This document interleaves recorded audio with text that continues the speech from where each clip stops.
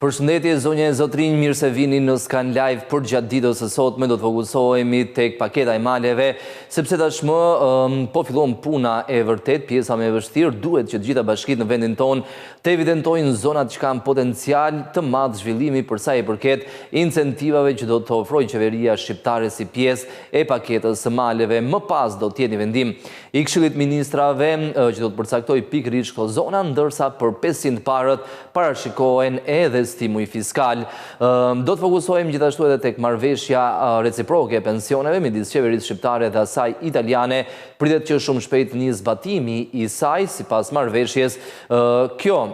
Ky dokument hyn në fuqi, pra zbatimi i njohjes reciproke të pensioneve hyn në fuqi në ditën e parë të muajit të dytë pas nënshkrimit të marrëveshjes që i bie në datën 1 korrik. Ne do të diskutojmë në detaje se si qytetarët shqiptarë që punojnë dhe jetojnë në Itali do të përfitojnë, çfarë dokumentesh duhet plotësojmë, por njëkohësisht edhe për shtetasit italianë që punojnë dhe jetojnë në Shqipëri janë më të pak në numër, por gjithsesi marrëveshja ofron përfitime edhe për ata. Gjithashtu do të flasim edhe për sa i përket zhvillimeve të tjera, si nga vendi edhe nga bota, por do të fokusohemi edhe tek sektori i bujqësisë. Do të flasim për skemën kombëtare të subvencioneve. Afati fundit është data 30 maj dhe në këtë pjesë të mbetur fermerët duhet të shpejtojnë të aplikojnë për të përfituar nga subvencionet që ofron qeveria shqiptare në vlerën totale të rreth 4.4 miliard lekëve.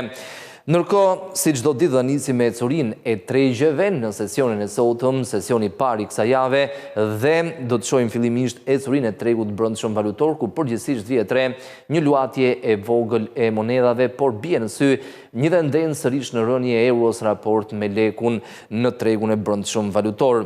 Sipas agjencisë këmbimit valutor, Iliria 98, dollari amerikan në mëngjesin e sotëm ka humbur disa qindarka vetëm në blerje dhe kuotohet në 85.8 lekë në blerje, ndërsa në shitje në nivelin e 87.2 lekëve.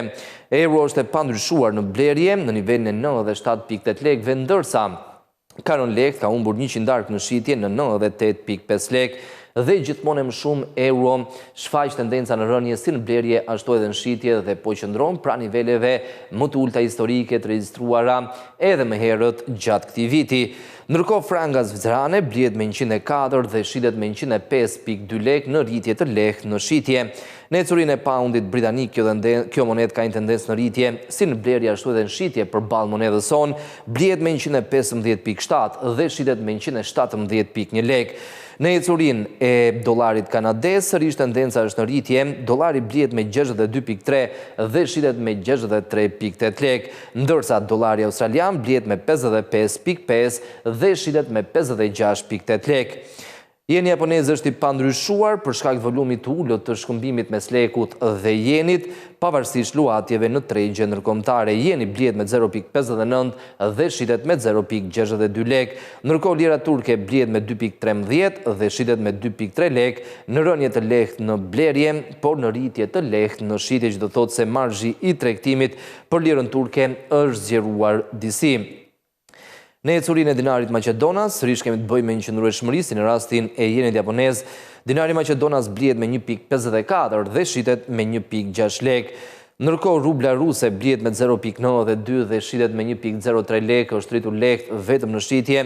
Dhe së fundmi, për sa i përket këmbimit të juanit kinez, kjo monedë ka një tendencë në rënje si në blerje ashtu edhe në shitje, blihet me 10.91 dhe shitet me 12.11 lekë mesatarisht. Kjo ishte ecuria e tregut të brendshëm valutor, sipas Iliria 98, ndërkohë në tregje ndërkombëtare vjet re një forcim i lehtë i euros përballë dollarit amerikan. Investitorët tashmë e kanë zhvendosur fokusin e tyre tek tensioni tregtar midis Shteteve të Bashkuara dhe Bashkimit Evropian. Për gjatë fundjavës, Donald Trump kërcënoi unionin me tarifa prej 50%, pasi sipas tij negociatat me Bashkimin Evropian janë shumë të vështira dhe nuk po i çojnë palët askund. Për këtë arsye, njoftoi vendosjen e tarifave duke nisur nga data 1 qershor, por pas një telefonate midis Donald Trump dhe presidentes së Komisionit Evropian Ursula von der Leyen, palët ranë dakord për të për ta shtyrë hyrjen fuqi të këtyre tarifave në datën 9 korrik dhe gjatë kësaj periudhe do të ketë negociata të mëtejshme për të arritur një marrëveshje tregtare. Për këtë arsye ka pasur luhatje të mëdha, luhatje që nisën ditën e premte të javës kaluar, ndërsa vijojnë edhe sot sepse fokusi është i përqendruar pikërisht tek lajmet që kanë të bëjnë me tregtinë midis dy rajoneve më të mëdha ekonomike në botë. Euro ka fituar edhe 0,26% të vlerës përballë dollarit, duke zgjeruar në këtë mënyrë fitimet e realizuara ditën e premte të javës kaluar dhe njëkohësisht euro tregtohet shumë pranë nivelit më të lartë në thuajse 3 vitet e fundit në raport me dollarin. Gjithmonë më shumë për shkak politikave të presidentit Donald Trump, besimi i investitorëve po bie në raport me dollarin dhe gjithmonë më shumë po preferojnë monedhën europiane euro. Ndërkohë paundi britanik është rritur me 0,21% dhe këmbehet me 1,3565 dollar amerikan përballë frangës. Dollari ka humbur 0,06% të vlerës, kuotohet në 0,8207 franga. Dollari australian është rritur me 0,28%, këmbehet me 0,6512 dollar amerikan, ndërkohë dollari kanadez është në rritje me 0,26% të vlerës, kuotohet në 0,7296 dollar amerikan dhe në raport me jenin, dollari është rritur me 0,25% të vlerës dhe kuotohet në 142,89 yen mesatarisht. Në tregun e kriptomonedhave, vjet re një tendencë në rritje në sesionin e sotëm, por për gjatë fundjavës Bitcoin dhe kriptomonedat e tjera patën një tendencë në rënje, madje Bitcoin zbriti pranë nivelit të 109.000 dollarëve, por sot ka fituar 2,18% të vlerës dhe kuotohet në 110.060.1 dollar, duke rikuperuar një pjesë të mirë të humbjeve të realizuara për gjatë fundjavës. Ndërkohë, për sa i përket ecurisë kriptomonedave të tjera, tendenca është po në rritje. Ethereum ka fituar 2,27%, kuotohet në 2581,45 dollar. Ripple është rritur me 1,76% të vlerës, kuotohet në 2,3498 dollar. Litecoin është rritur me 2,74%, kuotohet në 96,95 dollar dhe Bitcoin Cash është në rritje me 2,87% të vlerës dhe kuotohet në nivelin e 424,97 dollarëve për çdo njësi Bitcoin Cash të tregtuar. Do të shohim njëkohësisht edhe ecurinë e tregut të naftës, ku benchmarkët kryesor janë në rritje në sesionin e sotëm, ndërkohë fokusi i gjithë është i përqendruar tek deklarata e bërë nga presidenti i Shteteve të Bashkuara Donald Trump, i cili fillimisht njoftoi tarifa 50% për produktet që importohen nga Bashkimi Evropian, por më pas një telefonate të zhvilluar me presidenten e Komisionit Evropian, Ursula von der Leyen, ai vendosi që këtë vendim ta shtyjë deri në datën 9 korrik.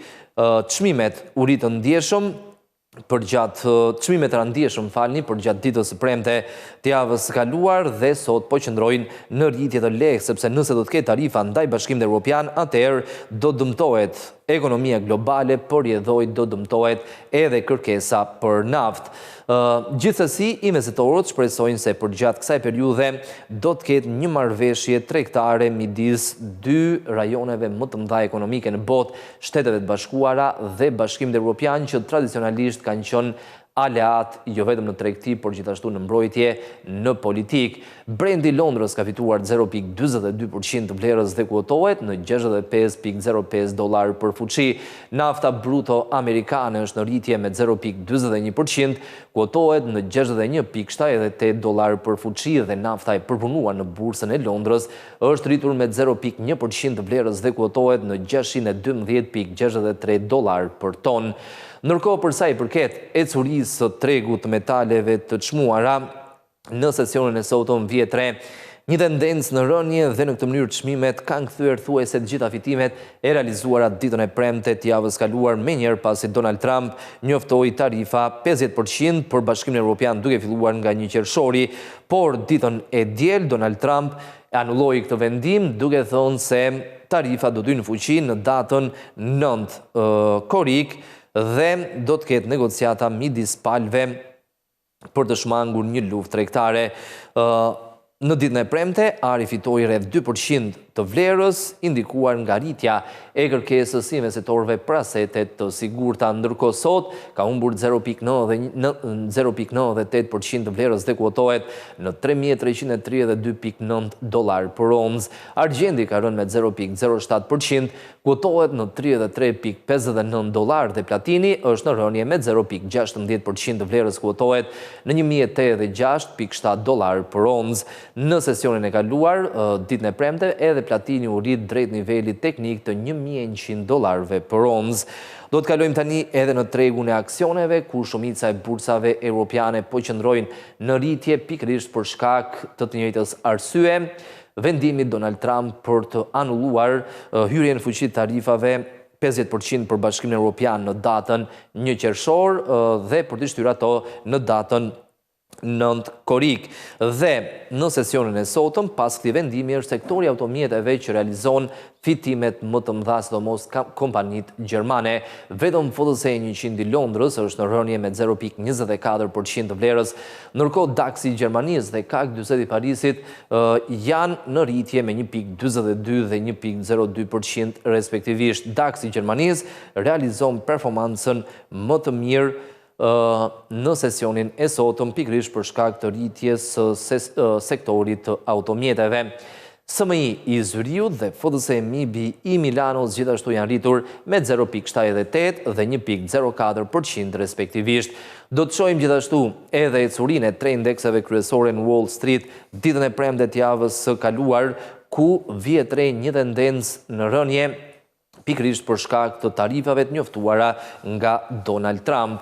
Dow Jones ka humbur 0,61%, Standard & Poor's 500 ka rënë me 1% të vlerës dhe Nasdaq është mbyllur në rënje me 0,67%. Megjithatë, kontratat futures në sesionin e sotëm sugjerojnë një hapje në territor pozitiv edhe të tre indekseve kryesore në Wall Street. Do të shohim gjithashtu edhe ecurinë e korporatave të listuara në bursën e Frankfurtit në Gjermani, ku Daimler Truck kryeson fitimet në rritje me 2,95%.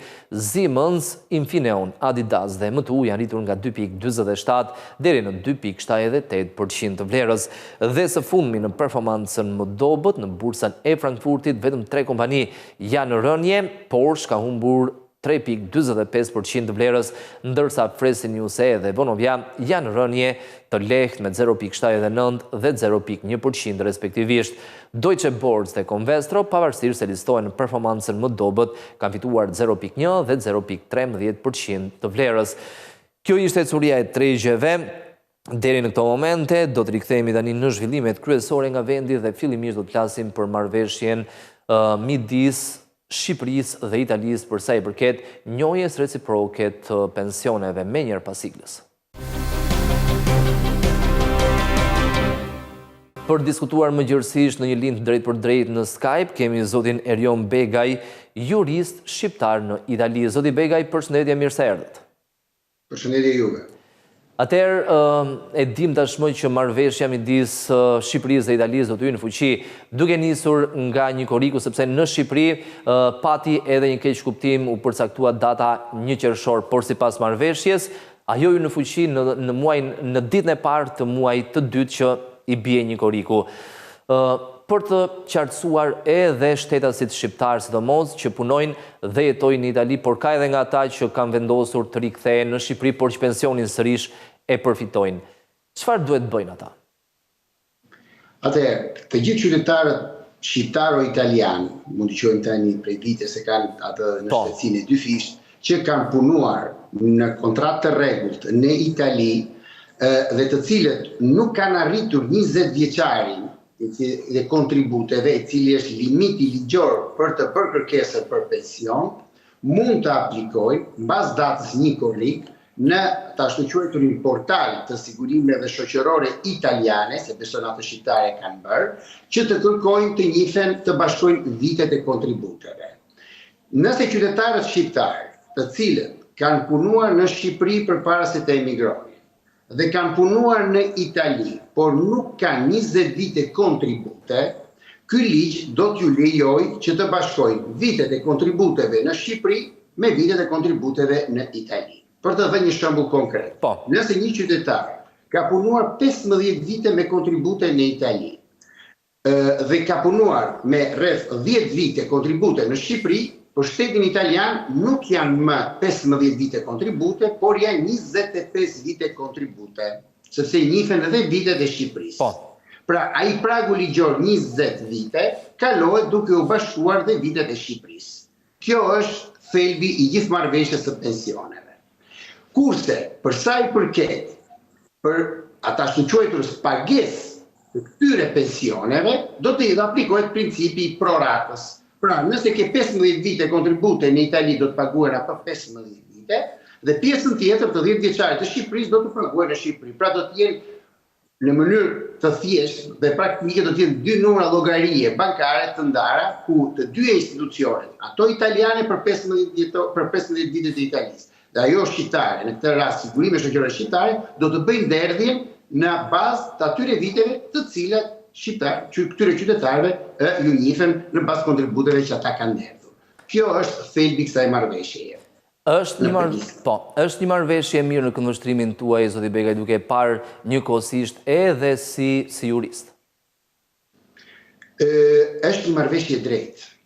Është një marrëveshje drejtë, është një marrëveshje që i kanë të gjitha vendet e Bashkimit Evropian, e kanë pothuajse të gjitha vendet që do të aderojnë së shpejti në Bashkimin Evropian, dhe Shqipëria ishte një nga ato pak vende të cilat nuk e kishte arritur këtë marrëveshje.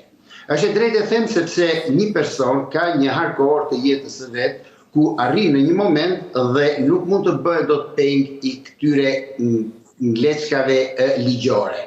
Është e drejtë që kush ka punuar 25 vite nuk po kërkon asgjë më shumë, po kërkon të drejtën e tij që në një moment paqe jetës së tij ti kthehet ajo çfarë ai ka kontribuar. Dhe kjo është një princip drejtësie i civilizimi i vendeve të Bashkimit Evropian që në këtë rast kanë bërë të mundur të marrë pjesë dhe Shqipëria. Dhe problemi i Shqipërisë që ka zgjatur kaq shumë në krahasim me vende të tjera, kuptohet është principi i alokimit të fondeve, sepse shqiptarët duke qenë numri më i madh i atyre që përfitojnë nga kjo marrëveshje, në Itali janë rreth 500.000 shqiptarë që mendohet, dhe fondi ka qenë tepër i konsiderueshëm edhe për shtetin italian dhe në një farë mënyre ka pasur të zgjatjen e tyre. Ka pasur disa presione pozitive, politike, mbi gjithë institucionale, si nga ana e shtetit shqiptar, si nga ana e shoqatave të realiteteve shqiptare që jemi këtu në Itali, dhe për fatin e mirë kjo u konkretizua me pak vonesë, po më mirë vonë se sa kur. Sërish duke parë në të njëjtin aspekt, pra atë ligjor, por edhe reveruar modeleve që vendet e Bashkimit Evropian kanë njëra me tjetrën. Gjithmonë nëse keni një mendimin tuaj, një opinion, pse është shumë e vështirë në anën tjetër që të kemi të njëjtën marrëveshje që patëm me Italinë, ta kemi edhe me Greqinë, sepse edhe aty është një numër shumë i lartë shqiptarësh? Problemi kryesor ngelet alokimi i fondeve. Shiko, çdo shtet, kur disponon fondet për sa i përket sot pensionet e zëri kryesor, pensionet e shëndetësia, janë fondet kryesore të vendeve të Bashkimit Evropian. Janë kthyer në një problem. Janë kthyer në një problem për faktin e thjeshtë sepse vendet e Bashkimit Evropian bazohen dhe janë bazuar në një lloj shpërndarjeje pa kriter të bonuseve, të shëndetësisë falas, të pensioneve, duke ulur moshën e pensionit. Kjo në një farë mënyrë dhe për të njohur elektoratin. Dhe kjo ka ndodhur në gati 20 vitet e fundit. Të gjitha këto shtete sot, ka këtyre politikave zgjeruese, këtyre politikave zemërmdha ndaj qytetarëve të tyre, sot po arrin në momentin ku po arrin fatura. Dikush duhet t'i pagojë këto. Dhe këto janë zërat më kryesorë. Dhe zgjatja e moshës së jetëgjatësisë së mesatare të çdo qytetari evropian pretendohet që të ketë një zgjatje të ardhurave, të pagesave të pensioneve të këtyre qytetarëve. Dhe kjo rëndon mbi kasat e shtetit, mbi arkat e shtetit. Kështu që në një farë mënyre, duke ushtuar problemin që ata kanë të brendshëm me qytetarët e tyre, duke menduar që duhet aplikojnë edhe marrëveshje me qytetarë të huaj, nuk nga vetëm shqiptarët, ka dhe emigrantë nga vende të tjera, kjo do të rëndoj akoma dhe më shumë.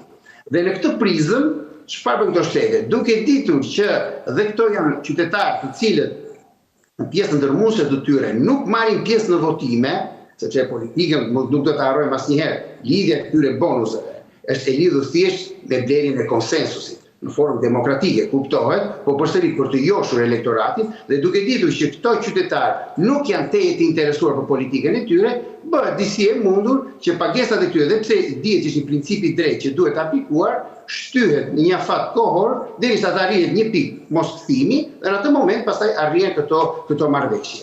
Dhe unë mendoj që me Greqinë është një njëjti problem, është një vend i cili po dhe pse nuk flitet më për krizën ekonomike, po e ka të brendshme endemike problemin e borxhit të jashtëm dhe duke shtyr akoma se këto janë fonde strukturale. Kjo është gjë kryesore. Kjo nuk është se është vetëm një moment ku paguhet një moment dhe pastaj mbyllet. Këto mendoj do të paguhen për vite me radhë. Pra do të jetë një zë në bilancet e këtyre shteteve që do të vazhdojë dhe kjo në një farë mënyre i ka trembur dhe i ka bërë më të konservuar, më konservator për të përmbushur këto marrëveshje. Derisa ka bërë Italia, e cila ka një soliditet ekonomik dhe financiar në krahasim me Greqinë, kuptohet sa më i varfër të jetë vendi, aq më e vështirë bëhet dhe arritje këto marrëveshje. Tek e fundit është kontributi i tyre dhe normalisht i takon fundit. Absolutisht, kjo nuk është një formë bamirësie këtyre shteteve. Kjo është një marrëveshje në të cilën qytetarët shqiptarë që janë në prag të pensionit mbo marrin atë çfarë ata kanë derdhur. Kjo do të jetë e qartë për të gjithë. Kjo nuk është një lloj zemërgjërsie nga ana e shtetit italian. Kjo është thjesht aplikimi i një marrëveshje që është e përmbushur në të gjitha normat dhe ligjet e shtetit italian, kështu që me të drejtë kush ka kontribuar do të marrë pjesën e tij në këtë moment të jetës. Zoti Begaj, ka ndonjë mekanizëm për hyrjen në fuqi automatikisht të këtyre marrëveshjeve, kryesisht me aspekt social duke përfshirë atë të pensioneve, në momentin që Shqipëria mund bëhet pjesë e Bashkimit Evropian, objektivi është 2030. Pra do të jetë shumë e thjeshtë pas 2030-s, gjithmonë nëse ne do të jemi pjesë. Dgjoj, kemi një formulë matematikore të thjeshtë që duhet ta kuptojmë. Kjo marrëveshje ndihmon të gjithë ata qytetarë shqiptarë të cilët nuk kanë arritur limitin ligjor të 20 viteve kontribute në Itali. Sa më përpara të shkojmë me kohën, aq më pak do na duhet kjo marrëveshje, sepse shumë qytetarë shqiptarë jetojnë në Itali prej viteve 90, kanë mbi 20 vite kontribute në Itali dhe kjo marrëveshje nuk i hyn fare në punë. Mund të kenë punuar 10 vjetë në Shqipëri, 5 vjetë në Shqipëri, punojnë prej 21-22 vjetësh në Itali dhe kjo marrëveshje nuk i jep asnjë lloj ndihme, nuk e ka nevojë, sepse vitet e Shqipërisë do t'i marrin me proratën e Shqipërisë dhe vitet tu mund të aplikojnë direkt pa kërkuar bashkimin e viteve, sepse kanë bërë gjatë 20 vite kontribute. Janë plotësuar. Kështu që në 2030-ën, sa më përpara të ecim, aq më pakët do të jetë logjikisht numri atyre që do të përfitojnë nga këto marrëveshje. Dhe do të dim diçka, sepse hyrja e Shqipërisë në Bashkimin Evropian na jep një sër të drejtash dhe kjo marrëveshje pastaj do ketë një lloj shfuqizimi, sepse ka marrëveshje të cilat arrihen midis shteteve të Bashkimit Evropian dhe ato që janë jashtë zonës Schengen, jashtë Bashkimit Evropian. Kështu që është normale që hyrja në Bashkimin Evropian do jetë një tjetër status dhe ne si qytetarë do na veshim një lloj normative të re. Shpeshherë, zoti Begaj është deklaruar që do të përfitojnë rreth 500.000 shtetas shqiptarë që punojnë dhe jetojnë në Itali, por jo të gjithë janë mosh pensioni, mund të jenë 500.000 apo edhe më tepër shqiptarë që punojnë dhe jetojnë në Itali, por përfitues janë shumë më pak. Referuar buxheteve të përcaktuara nga qeveria italiane, si do jenë përfitues? Si të paktën nëse nuk gaboj është përcaktuar buxheti deri në 2032. Deri në 2032 janë rreth tek 25 milionë euro në mos gaboj. Nuk do të hysh shumë në shifra që shteti italian do të alokojë për këta pensionistë të ardhshëm. Forma më e padrejtë e këtij ligji, të paktën atë çfarë kanë konstatuar, është e fakti të mungesa e mbrapa veprimit të ligjit. Këtu ka shumë qytetarë shqiptarë të cilët kanë dalë në pension, kanë prekur moshën e pensionit përpara hyrjes në fuqi të ligjit dhe ky ligj nuk i mbështet asnjë lloj forme, nuk i njeh. Sepse kuptohet si në gjitha ligjet që aprovohen dhe hyjnë në fuqi, veprimi i ligjit fillon nga data e hyrjes së tij në fuqi. Po mos ta harrojmë që ka shumë shqiptarë dhe qytetarë të tjerë të cilët i kanë bërë vitet e kontributeve në Itali, por nga vonesa e kësaj marrëveshjeje nuk arrin të përfitoj dhe në një farë mënyre dalin. Kjo është ajo çfarë unë pretendoja paktën nga shteti shqiptar të bësh një përjashtim, duke ditur se këta qytetarë i kanë dhënë këto kontribute.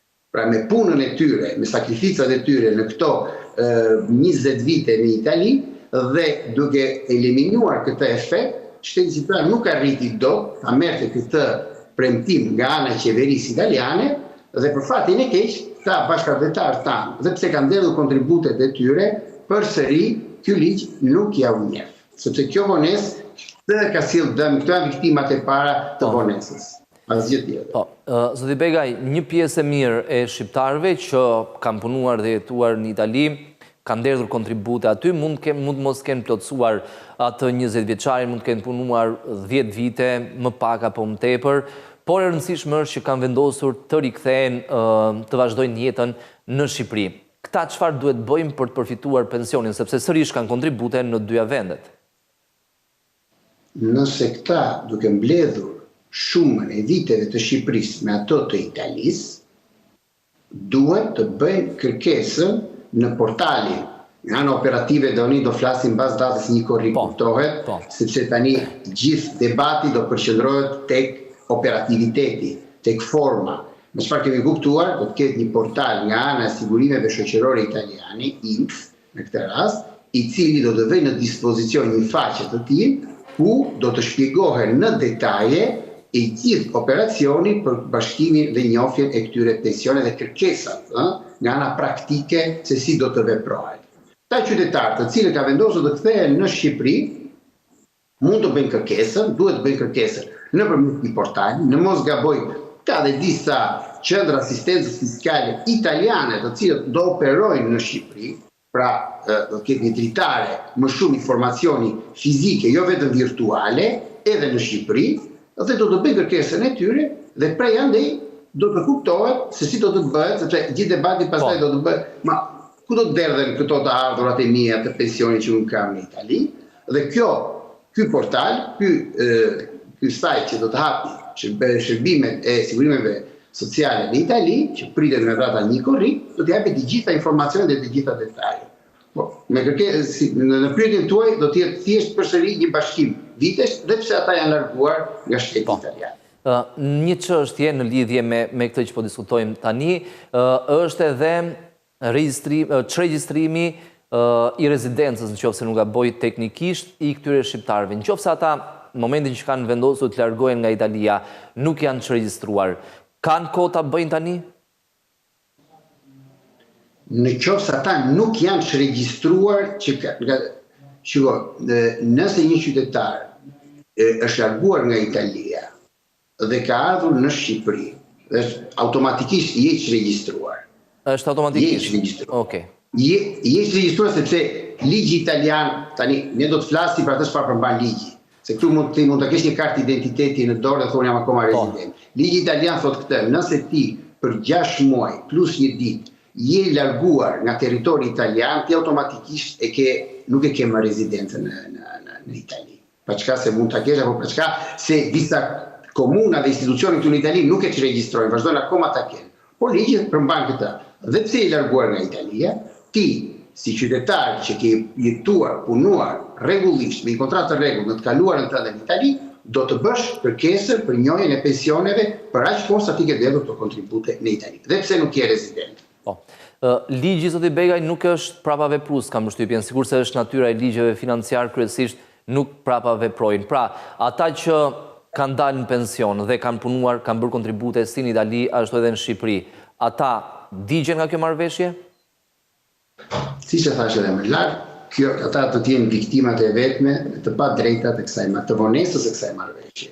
Pra ata që janë pranë tani, kjo marrëveshje u vonua jashtë mase nga ajo çfarë ne pretendonim dhe të paktën në këto bisedime dypalshe midis autoriteteve shqiptare dhe atyre italiane, duke patur parasysh edhe allokimin e fondeve, duhet të kishin bërë një përjashtim të vetëm dhe duhet të kishte pasur efekte prapa vepruese për këtë kategori qytetarësh.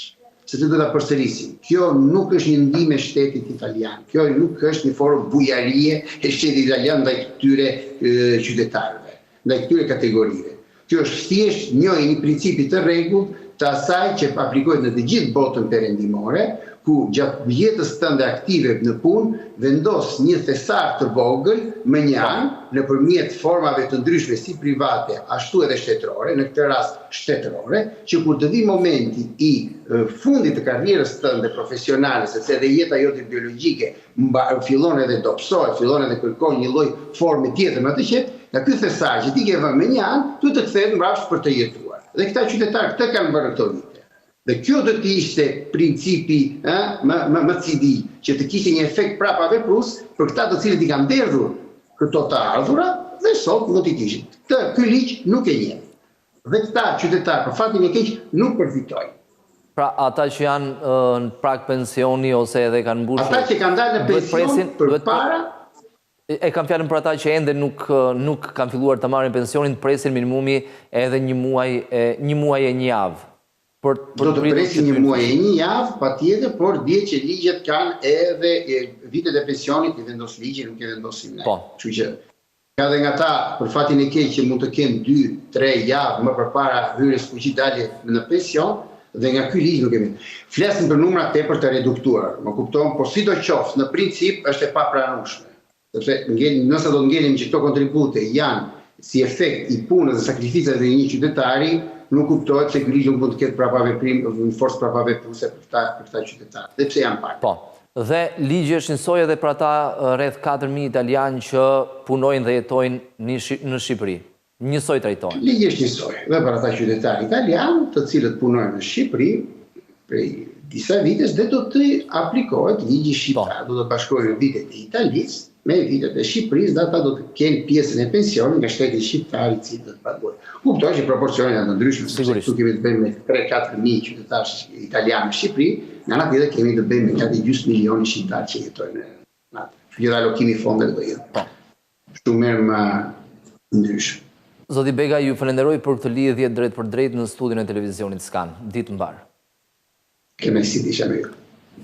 Ndërkohë, ne do të vjojmë të qëndrojmë tek njëjta temë gjatë një bashkëbisedimi me një nga organizatorët e forumit ndërkombëtar të biznesit të zhvilluar një javë më parë në Tiranë. Kryeministri Edi Rama foli për investimet madhore që po kryen në vendin tonë. Sipas tij, turizmi, energjia dhe inovacioni janë 3 nga drejtimet ku mund bëhet shumë më tepër.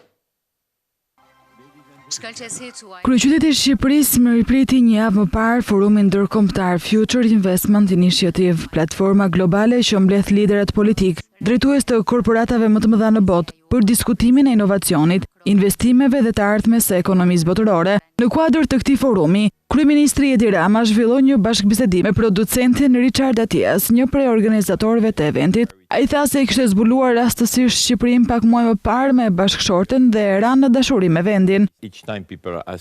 Sa herë njerëzit na pyesin çfarë mendoni për Shqipërinë, nuk e di nëse ju pëlqen krahasimi im, por unë mendoj se jeni Zvicra e re e Europës, jeni fiks në qendër të Europës dhe nga pikpamja gjeografike, keni edhe më shumë të drejtë, jeni në qendër për Europën. E dyta, kultura, larmia e kulturave, larmia e besimeve fetare, një vend i paqët, një vend tolerance. Pse keni qenë kaq të heshtur deri më sot? E gjithë bota po zbulon tashmë Shqipërinë, po zbulon Tiranën. 90% e delegatëve tanë janë të habitur pozitivisht me zgjedhjen që bëm dhe mendoj që ky është një fillim i ri, si prisni të jetë ardhmja e Shqipërisë.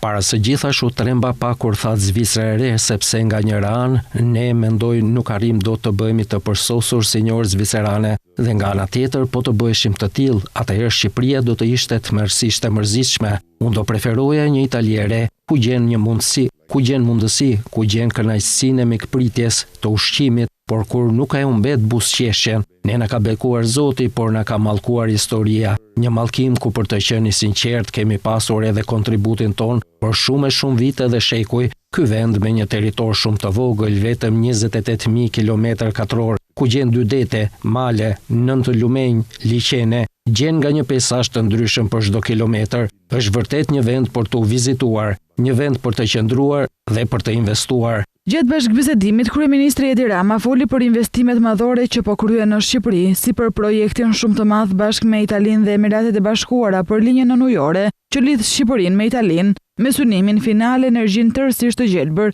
Sipas tij, turizmi, energjia dhe inovacioni janë 3 nga drejtimet ku mund të bëjmë shumë më tepër.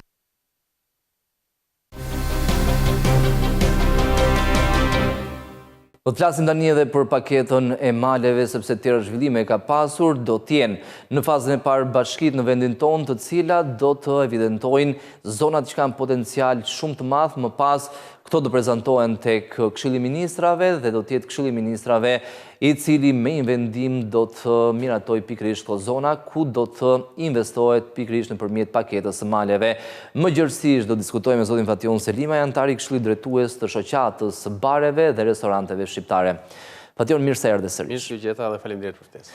Atëherë, në këtë proces, sepse janë bashkitë gjithashtu që kanë një rol shumë të rëndësishëm për sa i përket evidentimit të zonave. Mendoni se do të shkojë mirë gjithçka? Sepse shpeshherë kemi edhe dyshimet tonë. Mendoj që po. Pushteti lokal është ai që i njeh më mirë zonat ku dhe ka interesat e veta për shkak edhe të taksimeve dhe çdo gjë tjetër që bëhet. Kështu që është hapi i duhur, mendoj, që të jenë bashkitë ato që do bëjnë përzgjedhjet dhe pastaj të kalojnë në vendime dhe në instanca më të larta. Zona me potencial në këndvështrimin tuaj me aq sa i njihni Shqipërinë. Dëgjoj, për këtë paket janë patjetër një pjesë e madhe e Shqipërisë. Flasim Valbona, Thethi, Nivica, po edhe Korça, po edhe Pogradeci. Ka vende pafund që mund të arrijë një zhvillim shumë të mirë me këtë nismë të re. Mendoni se mund të ketë një qasje ndryshe, për shembull, më pak investime te zonat që janë të zhvilluara, që kanë marrë hovë, dhe mbase nuk kanë shumë nevojë për investime dhe një vëmendje më shtuar tek zonat që janë më pak të zhvilluara apo pak të zhvilluara. Po unë mendoj që edhe qëllimi është i tillë, pasi edhe po ta lexojmë paketën, vendet që janë të parqe të mbrojtura e tjerë nuk janë fokus, kështu që patjetër që do jenë vendet e tjera dhe zonat e tjera. Ajo që unë ditë them edhe që kam vënë re është që realisht edhe agroturizmet edhe bujtinat i japin emër dhe i japin një lokacion të ri edhe vendeve që ne as nuk i kemi njohur, as vizituar kur më parë. Dim shumë zona, po flas në Gramsh për shembull që një restorant i vetëm ka bërë që gjithë zonat njëjtë të vizitohet, apo flasim Fishtën që sot është një nga perlat e kulinarisë tonë autoktone. Do të thotë që jep zhvillim zonës, jep zhvillim shumë zinxhirit të shumë gjërave që pastaj lidhen me njëra tjetrën. Akoma edhe ne, pavarësisht se Shqipëria mund të konsiderohet e vogël, por nuk e kemi zbuluar ende, nuk e kemi parë ende Shqipërinë, kështu që potenciali është shumë i madh. Po unë kam thënë shpesh nëpër intervista dhe në biseda me mi që unë kam që në 2015 që jam kthyer nga emigracioni, pra jemi pothuajse 10 vjet. Çdo të diel unë bashkë me familjen vizitoj zona të ndryshme malore, kodrinore dhe rurale dhe akoma nuk e kam mbaruar Shqipërinë që ne themi që është e vogël. Në fakt është e vogël, po ka një diversitet të larmishëm, ka zona fantastike që çdo njëri nga ne mund ta vizitojmë, por edhe me oferta financiare të pranueshme edhe për familjet e mesme dhe të larta. Në sektorin e madh të turizmit malor, nëse mund ta quajmë kështu, cilët mendoni se janë nën sektorët që mund zhvillohen më tepër, mbase bujtinat, mbase restorantet, mbase produktet bio, pra ka shumë. Po këto janë të gjitha, unë mendoj që këto janë të gjitha paketet nuk ndahen nga njëra tjetra, janë të lidhura. Unë do isha dhe idesë që bashkë me paketën e maleve të japin pak edhe një lirshmëri edhe ndërtimit të shtëpiave personale të njerëzve që duan të kthehen. Po t'jap një shembull konkret, Ledion. Edhe unë me familjen time, po edhe xhaxhallaret edhe njerëzit e mi, kemi shumë vite që jemi shkëputur, ti e di që unë jam nga Valbona dhe kemi që 92-shin, 93-shin që kemi ardhur në Tiranë dhe jetojmë në Tiranë. Por ktheheni shpesh. Secili nga ne kthehemi shpesh, por kthehemi dhe qëndrojmë një ditë ose 2 ditë. Për shkak edhe të zonës që është bërë shumë turistike dhe ato kanë shumë pak mundësi që të na akomodojnë tani edhe të afërmit tanë. Dhe ajo që unë vëre është që shumë nga njerëzit që jetojnë në Tiranë apo në Durrës duan të kthehen dhe të investojnë qoftë edhe me një shtëpi të vogël, dhomë kuzhinë apo diçka. Për ta pasur për ta pasur të tyre që të jetojnë 4 apo 5 muaj të vitit, moshat e treta që tashmë ajo nostalgjia e rrënjeve i thret që të kthehen edhe të kaloj një pjesë të vitit aty. Dhe kjo çon në një efekt domino pastaj të zhvillimit edhe të ripopullimit të zonave, pasi 4-5 muaj që jetojnë atje, ato blejnë për të ngrënë, ato mbajnë, dikush mban shpend, dikush mban një kafshë të vogël që të kenë mundësi të kalojnë kohën. Kontributi është, fëmijët kthehen her pas here dhe në vend që qëndrojnë 2 ditë, qëndrojnë më gjatë, qëndrojnë herë 1 javë sa e kanë lejen, herë 2 javë. Pra dhe fillon dhe popullohet zona, dhe fillon dhe gjallërohet zona që t'japi një të mirë të madhe dhe të kthehemi tek ajo pika kryesore që si t'ja bëjmë që të zhvillojmë këto zonat që tashmë i kemi harruar dhe i kemi lënë mbas dore. Problemi kam shtypjen nis nga çështja e pronave. Unë mendoj që po, kjo është një problem i joni i madh i të gjithë shqiptarëve, por që po shkon drejt zgjidhjes pasi secili i di ku i ka kufit e vet. Problemi është ligjërisht sepse njerëzit njëri me tjetrin kanë mbështypjen, sidomos në zonat si në Thetha, po edhe në çdo zonë malore kanë mbështypjen, njëri me tjetrin e din ku është kufiri i tokës. Por problemi është pastaj te certifikata që nuk del. Unë mendoj që ky është një problem, por unë mendoj që vërtet është ashtu siç thua ti që shumica e njerëzve i dinë kufinet e tyre, nuk është se futen te kufit e njëri tjetrit shpesh ose kur futen pastaj është shteti që ndërmjetëson apo gjyqësori. E rëndësishme është që edhe kjo paketë e maleve po krijon një hapësirë të mirë që ato që e kanë mbajtur këtë tokë për mbi 10 vjet t'i japin një certifikat përdorimi apo pronësie. Gjërat duhet zgjidhen edhe me ligj, por unë mendoj që atje funksionon në të gjitha zonat malore funksionon ajo ne e dim se ku i kemi gjërat tona, ne e dim se ku nuk duhet kalojmë, por mendoj që janë bërë edhe pak më pozitiv, sepse duke ardhur shumë turist, dhe njerëzit atje janë kthyer në një pozitivitet që unë nuk e kam parë më përpara. Janë më të pritshëm, janë më social. Po do takon shumë njerëz, do bëhesh më social. Mendoni se mund të ekzistojë edhe rreziku tjetër i jo mbi popullimit, por ndotjes për shkak të fluksit të madh si turistëve edhe të banorëve? Dëgjoj, unë mendoj që ndotja ndodh edhe kur janë vetëm 2 banorë nëse ato nuk janë të rregullt. Nëse funksionon ligji dhe nëse funksionon edhe ajo sensibilizimi qytetar që njerëzit të respektojnë ambientin ku janë, nuk kap se sado që të ketë turist apo sado që të ketë banor, nuk kap se të ndodh kjo gjë. Mjafton që secili nga ne të respektojmë edukatën qytetare se ku duhet të hedhim mbetjet, ku duhet të respektojmë natyrën dhe mendoj që nuk ka të bëjë me numrin e personave, sa ka të bëjë me edukatën e tyre. Është vendosur një kufi 500 të parët. Mendoni se është për shkak për të krijuar një farë gare që të ketë më shumë interes apo është realisht kufi? Dëgjoj, 500 parët në djenin time është për të mos pasur taksa një farë periudhe, 10 vjeçare. Por unë mendoj që, vërtet unë jam në botën e biznesit dhe unë mendoj që taksat nuk është një e keqe e madhe, kështu që nuk jam kundër taksave. 500 janë shumë, dhe më thonë, imagjinojmë sot që 500 bujtina apo 500 resorte malore të vogla apo të mesme të ndërtohen, janë mjaftueshëm. Unë mendoj që nuk do shkojmë më shumë se 1000 nga kjo thirrje që do ndërtojnë, po flas për njësi biznesi dhe tregtare, pastaj kthehem prapë sa idesë që duhet të facilitojnë pak këtë pjesën e ndërtimit të domethënë të shtëpive personale që njerëzit të kthehen edhe të krijohet gjithë kjo vorbulla e popullimit të zonave dhe të shpenzimeve zinxhir. Ka pasur një lehtësim, një farë lehtësimi për zonat rurale, madje me nismën e deputetit Partisë Socialiste Erion Braçe, është lehtësuar disi, por nuk është zgjidhur tamam. Janë bërë një 2 lëvizje, dhe më thonë të japin një leje provizore 20 vjeçare në djenin time për këto shtëpit e Drurit, por që ka një kleçk dhe një ngërç që duhet ta kesh tokën tënde me pronësi e tjerë. Është bërë një lirshmëri tek pjesa e çative që ndërtohen fshatra, janë nisma shumë të mira që ne na facilitojnë jetën. Po duhet nisur te toka. Unë për shembull në Valbon kam 2 toka, njërin e kam afër shtëpisë gjyshi që unë aty dua të kem diçka për timat, dhe aty e kam pa letra, sepse është gjithë zona është e tillë, duke qenë dhe park kombëtar e tjerë, dhe tokën që e kam me letra kam një zonë tjetër që nuk më jep atë ndjesinë e nostalgjisë që i mat kërkon që të kthehet edhe të jetë afër vëllezërve, afër njerëzve. Kështu që është një ngërç që mbasën paketën e maleve mund të përfitoni. Ndoshta po, ndoshta. Sa e rëndësishme është shpërndarja në mënyrë drejtë gjeografikisht e kam fjalën, që mos të ketë fluks të madh diku dhe as pak ose disa... Po, mendoj që janë ca kritere që duhet i zbatojnë edhe nuk ka të bëj shumë me gjeografinë se sa ka të bëj me zonën tamam. Pra, nëse flasim për Veriun, e ka zhvillimin malor, në djenin tim janë mbi 600.000 turistë që vizitojnë vetëm Valbonën në sezon. e njëjta gjë ndodh edhe me Korçën, e njëjta gjë ndodh edhe me Nivicën që ka shumë turist. Nuk e shoh nga ana gjeografike, se sa e shoh nga plotësimi i kriterëve dhe kushteve për t'i ndërtuar në secilën zonë Shqipërisë. Secila zonë e Shqipërisë ka diçka për të parë, për të vizituar, kështu që është okay.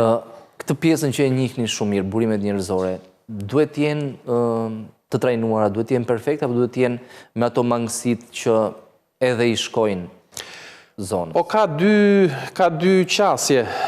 Qasja e para është kur resortet apo njësi tregtare janë shumë dha, unë mendoj që duhet ketë një farë trajnimi dhe duhet ketë një farë emancipimi i të gjithë stafit. Pastaj janë disa subjekte që janë të vogla dhe kanë fituar popularitet pikërisht për shkak të mikpritjes familjare që ato kanë, dhe unë kam një shembull në Bulqizë dhe ajo një zonë e pa vizituar më përpara, një zonë jo turistike, për shkak të një biznesi të caktuar, ka arritur që sot jetë një zonë një nga më të vizituara në Shqipëri. Dhe ky miku im, pronari i kësaj bujtine, më thret një ditë për t'i dhënë një mendim se si mund ta zgjeroj biznesin, dhe këshilla ime ishte rri kështu siç je.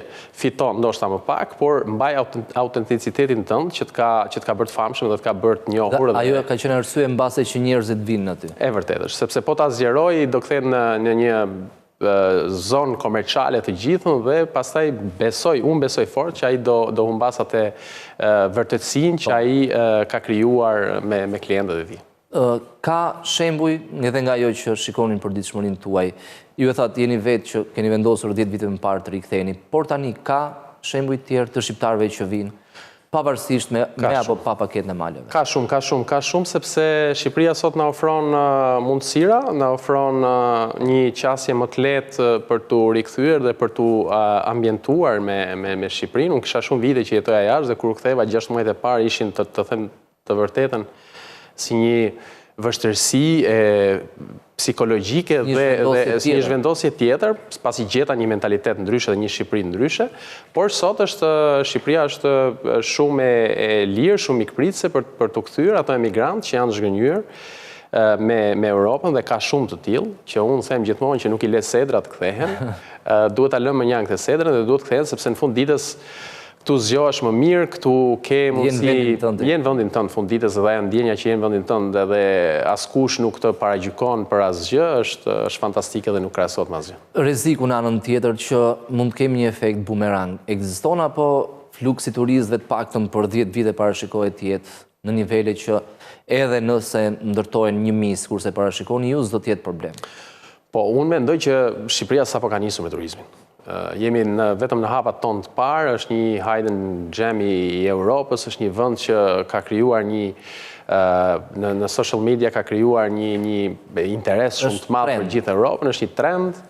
Ajo që na mungon aktualisht dhe momentalisht mendoj është vetëm ndarja e turistëve në kuptimin që të kemi këto guidat të jenë më të kujdesshëm, që t'i përfshin të gjitha llojet e bizneseve të kulinarisë dhe të hotelerisë në guidat e tyre, që të dinë të ndajnë grupet, që të dinë të ndajnë individët, por që unë mendoj që realisht jemi vetëm fillimet tona dhe jo vetëm 10, po do shkojmë gjatë trendi i Shqipërisë turistike fantastike.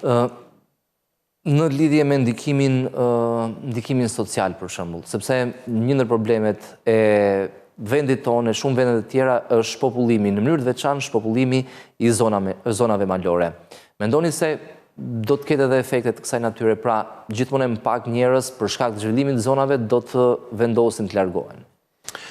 Dëgjoj, unë mendoj që po pate një habitat të rregullt, po pate kushte ekonomike të mira, askush nuk ka pse largohet, po ajo që na mungon momentalisht them dhe jam i bindur janë pjesa logjistike që mungojnë në rrethe, pra po flasim për ambulanca të mira, spitale të mira, po flasim për shkolla të mira, pasi secili nga ne, domethënë, lejtmotivi i jetës tonë është rritja e fëmijëve dhe shkollimi i tyre dhe shëndeti i tyre. Unë mendoj që një nga faktorët kryesorë të largimit nga rrethet dhe të akumulimit në Tiranë apo në Durrës është pikërisht mungesa e këtyre shërbimeve në nivele të caktuara dhe ka qenë edhe logjistika që sot s'është më, pasi rrugët tashmë janë të mira, domethënë lëvizja është më e shpejtë, më komode.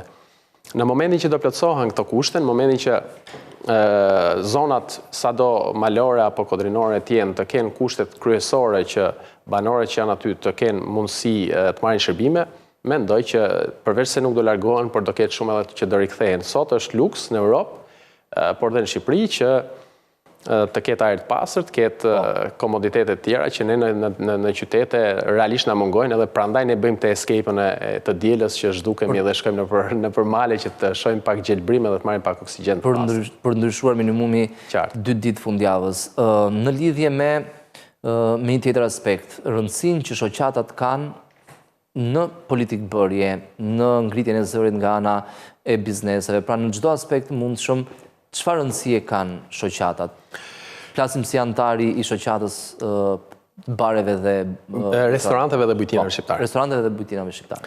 Dëgjoj, shoqatat kanë një rëndësi të veçantë, pasi e para mbajnë të grupuar pjesën e grupeve të interesit edhe pjesën antarëve. Kjo është një nga gjërat kryesore. Ne shkëmbejmë shpesh edhe eksperiencat tona me njëri tjetrin, bëjmë shpesh evente.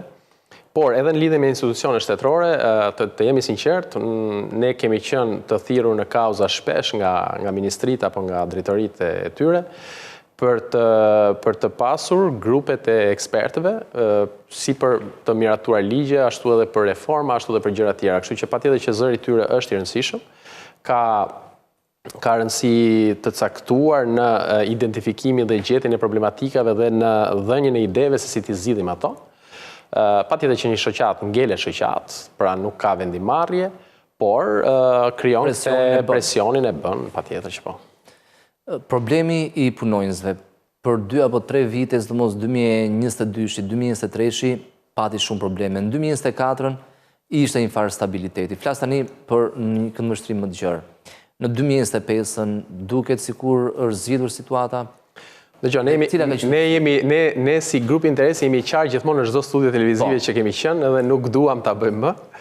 Situata nuk është në mënyrën më të mirë të mundshme, por disa gjëra janë stabilizuar, patjetër që pagat janë ngritur goxha. Unë mendoj që na ka bërë mirë edhe ne si biznes edhe kjo lloj mungese e krahut punës, për shkak që edhe ne kemi filluar në tërësi, nuk po flas për veten personalisht, kemi filluar t'i vlerësojmë më shumë punonjësit tanë, si nga ana monetare, si nga ana e motivimit dhe çdo gjë tjetër. Kemi marrë secili nga ne, shumë nga ne kemi marrë dhe punonjës të huaj, të cilët po stabilizohen në Shqipëri, po ambientohen me Shqipërinë. Është një situatë që vazhdon të jetë problematike, por jo në nivelet e si ka qenë para pandemisë apo pas pandemisë, po. Çështja e tuajve në shërbim, për shembull kamarier, është në një farë mënyrë me rrezik për shkak gjuhës. Kur i shërben shqiptarëve më tepër. Po ka dy anë të medaljeve. Ana e parë është që ato duken shumë bukur në shërbim dhe ne shqiptarët po flisja para ca ditësh me dikë dhe dikush kishte marrë një punonjës karburantit huaj. Po, e kam parë. Dhe ishin të gjithë shqiptarët, përveç se fliste shqip, ai mbante të gjithë klientët aty me biseda, me gjëra, dhe këto kishin qejf që të dinin për vendin e tij, për origjinën e tij. Kështu që kjo përbën edhe një PR shumë të mirë për vetë biznesin në shumë raste. Por ka dhe raste tjera, pastaj që patjetër kur nuk din fare gjuhën shqipe dhe me moshat e treta që të banorëve tanë, të shqiptarëve që nuk din gjuhë huaj, krijon një hendek që për mua nuk është i madh. Por në shumicën e rasteve unë kam vënë re që bizneset i marrin për backstage pjesën e punonjësve të huaj, pra janë në pozicione që nuk janë front line që kanë bëjnë direkt me klientin, kështu që është okay. Dhe për ta mbyllur bisedën, siç e nis me paketën e maleve, është e mirë ashtu si është apo kishte hapësira për më shumë incentiva?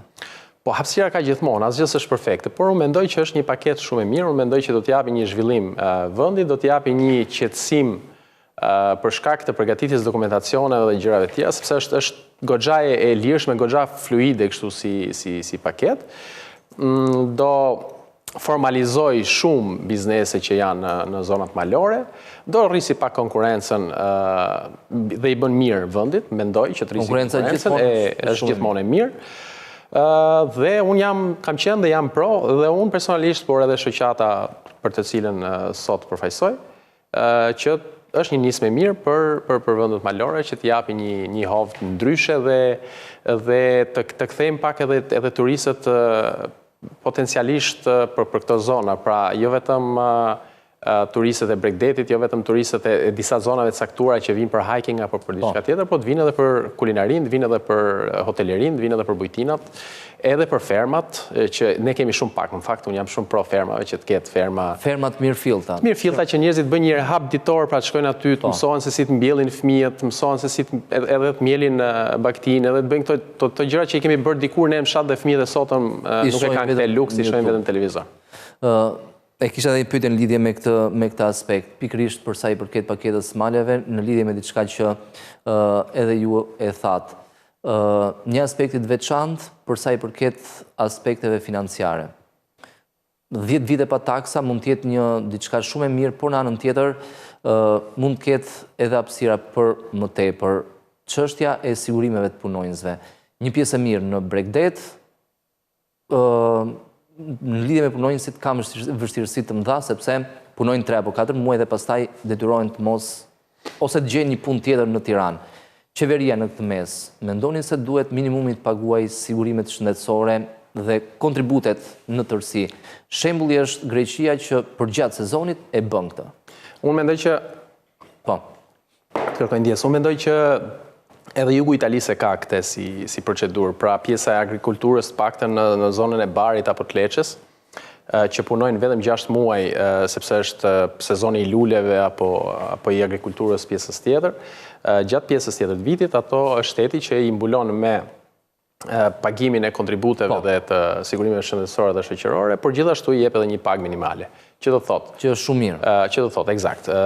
Punonjësi nuk ka nevojë të largohet nga puna që ka pavarësisht se është sezonale, sepse e ka të siguruar për gjithë vitin pjesën e dokumentacionit, ka dhe një pagë minimale, bën dhe një punë të dytë gjatë periudhës që është në low season, pra që nuk është aktiv në punën që ka, dhe është okej, edhe pronarët e këtyre bizneseve jam të sigurt që kur të vi sezoni sërish do t'i kenë të njëjtit punonjës dhe nuk do fillojnë nga e para me trajnimin, me njohjen, me gjitha.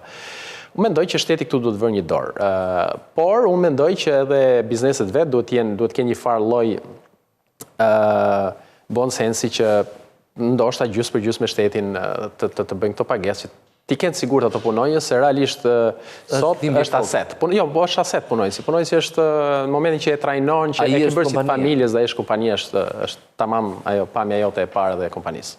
Faleminderit Fation që ishte. Faleminderit juve shumë për ftesën. Do të vjojmë tani me tjera informacione, është rihapur tuneli i Llogaras pa pagesë për kalimin e automjeteve për gjatë fundjavës. Tarifet do të aplikohet vetëm pas datës 15 shtator, ndërsa do të jetë ndaluar kalimi vetëm për mjetet e tonazhit të rëndë. Tuneli Llogaras është rihapur ditën e sotme për qarkullimin e automjeteve. Rihapja e tunelit u njoftua që ditën e dieshme nga zëvendës kryeministrja Belinda Balloku. Një herë është ministre infrastrukturës dhe energjisë në një postim në rrjetet sociale ku bëri me dije se duke filluar që sot nga ora 9 do të lejojë sërish kalimi i automjeteve në këtë tunel, që në orët e para të mëngjesit ka pasur një numër të madh automjetësh që prisnin në hyrje të tunelit për të kaluar. Sipas Ballukut, tarifa do të aplikohet vetëm pas datës 15 shtator, ndërsa do të jetë ndaluar kalimi vetëm për mjetet e tonazhit të rënd. Tuneli Llogaras u hap për herë të parë në 5 korrik të vitit të kaluar për lehtësimin e trafikut gjatë sezonit turistik, ndërsa do të mbyllej në 5 nëntor, që të përfundoshin edhe disa detaje të tjera në tunel. Punimet për ndërtimin e tunelit nisën në 15 nëntor të vitit 2021, pas garës koncesionare të zhvilluar që u fitua nga një konsorcium turk i përbërë nga 2 kompani. Kontrata koncesionare ka një kohë zgjatje prej 35 vitesh, ndërkohë që investimi ka vlerën në 17 miliard lekëve. Shpejtësia e lejuar në tunel është 50 deri në 80 km/orë, ndërkohë që vëllimi i makinave gjatë sezonit turistik pritet të arrijë në 10.000. Tuneli Llogaras ka një gjatësi prej 6 kilometrash, ndërsa shkurton kohën e aksesimit të jugut të vendit me rreth 45 minuta. Ai është pjesë e seksionit rrugor Orikum-Himar, pjesë e autostradës Vlorë-Sarand, ndërkohë që nis nga ura Shënelisës dhe del në urën e Palasës, duke shmangur tërësisht qafën e Llogaras. Tuneli shkurton distancën nga Dukatin e Palas nga 30 minuta në vetëm 7 minuta. Tuneli kryesor është i veshur me beton dhe i pajisur me sistemet komplekse të drenazhimit, ventilimit, mbrojtjes kundër zjarrit dhe tymrave, ndriçimit, thirrjeve të emergjencës dhe sinjalistikës. Ai shkurton ndjeshëm kohën e udhëtimit drejt jugut, duke rritur njëkohësisht edhe parametrat e sigurisë rrugore. Interesi dhe kurioziteti për të vizituar Shqipërinë është zgjeruar përtej kontinentit evropian, sepse gjithmonë më shumë po vjet re një rritje e numrit të vizitorëve në mënyrë të veçantë nga Izraeli dhe India.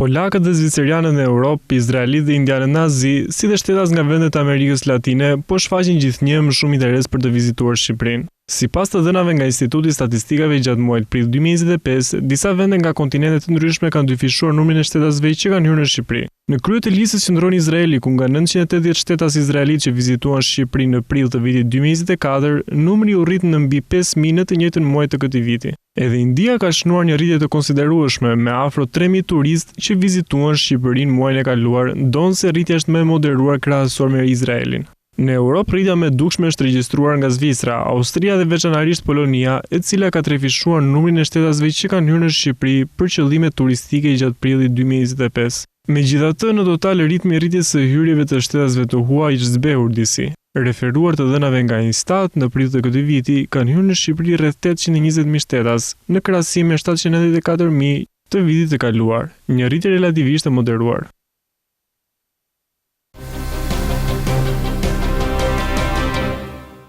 Do të flasim tani edhe për skemën kombëtare të incentivave në sektorin e bujqësisë, ecurie deri tanishme, sepse deri në datën 30 maj është i hapur aplikimi për të përfituar nga fondet që ofron qeveria shqiptare në sektorin bujqësor për fermerët tanë.